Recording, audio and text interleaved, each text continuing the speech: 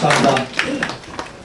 네, 다음으로는 제1동포, 국내 제1동포 관련해서 조선족 학교와 함께하는 사람들 명강연필 최상규 팀장님께서 나오시겠습니다.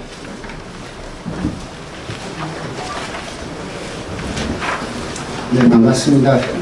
지금까지는 국내 체류하시는 동포분들이 직접 말씀을 드렸는데 저는 동포는 아니고요, 한국 사람이고요. 조선 학교와 함께하는 사람들 몽랑연필이라는 단체입니다. 일본에 있는 조선 학교와 함께하는 그 단체고요.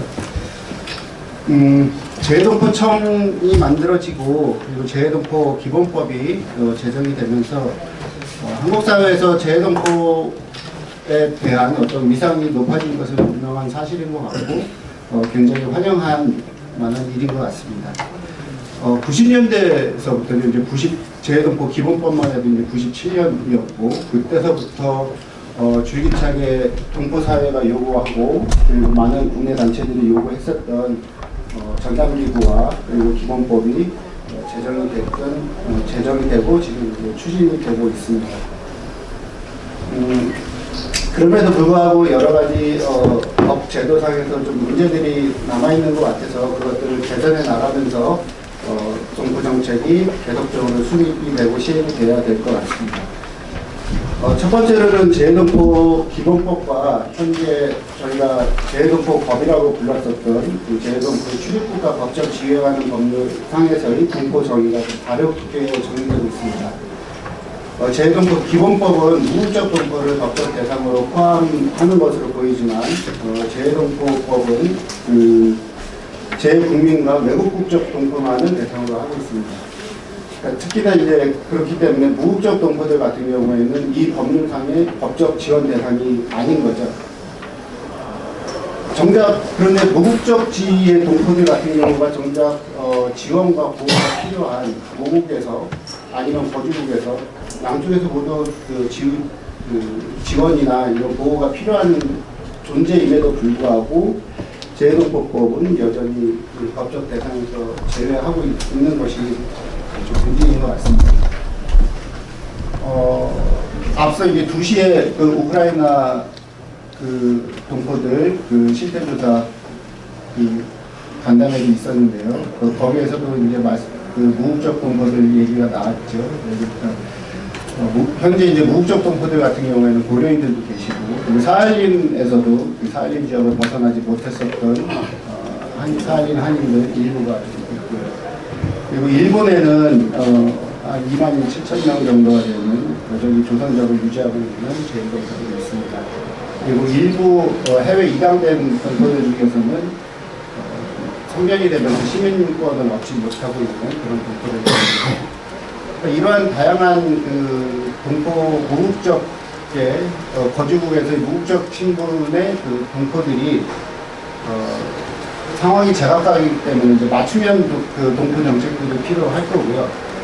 그와 더불어서 이 동포들이 좀 모국으로 자유롭게 좀 출입을 할 수 있도록 제2동포법을 제2동포 기본법에 맞춰서 개정하는 것이 무엇보다 필요하다고 생각됩니다.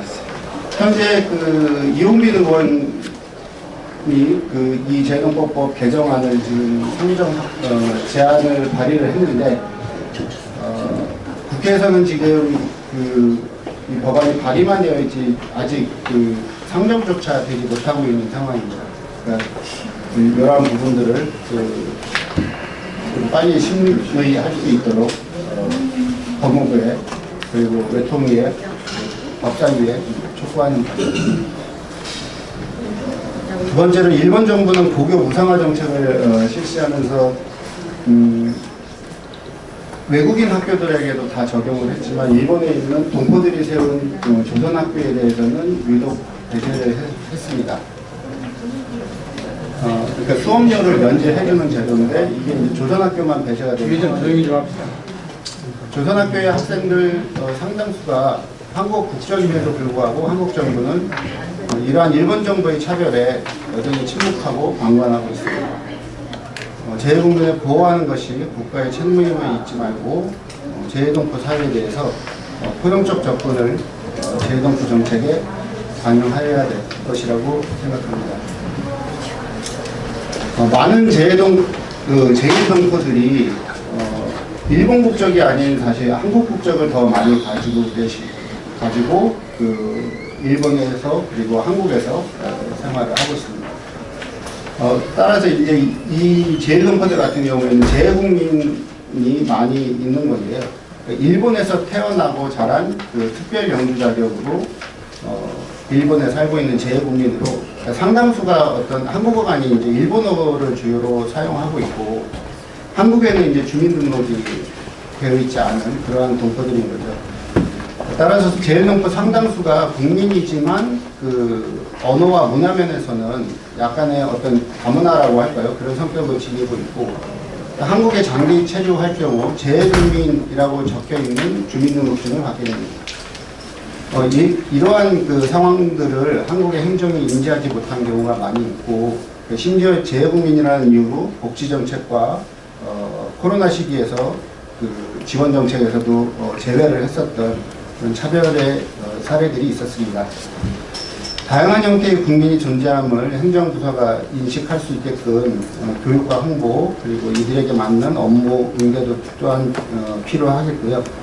또한 이들이 어렵게 한인이라는 정체성을 유지를 하고 그리고 한국 국적을 유지하면서 살아왔기 때문에 특별 영주 자격도 사실 얻을 수 있었던 역사성을 생각을 하면 이 특별 영주 자격을 유지하며 한국에서 살아가고 있는 재외국민인 제1동포들이 차별받거나 복지 사각지대에 놓여 있어서는 안 될 것이라고 생각됩니다.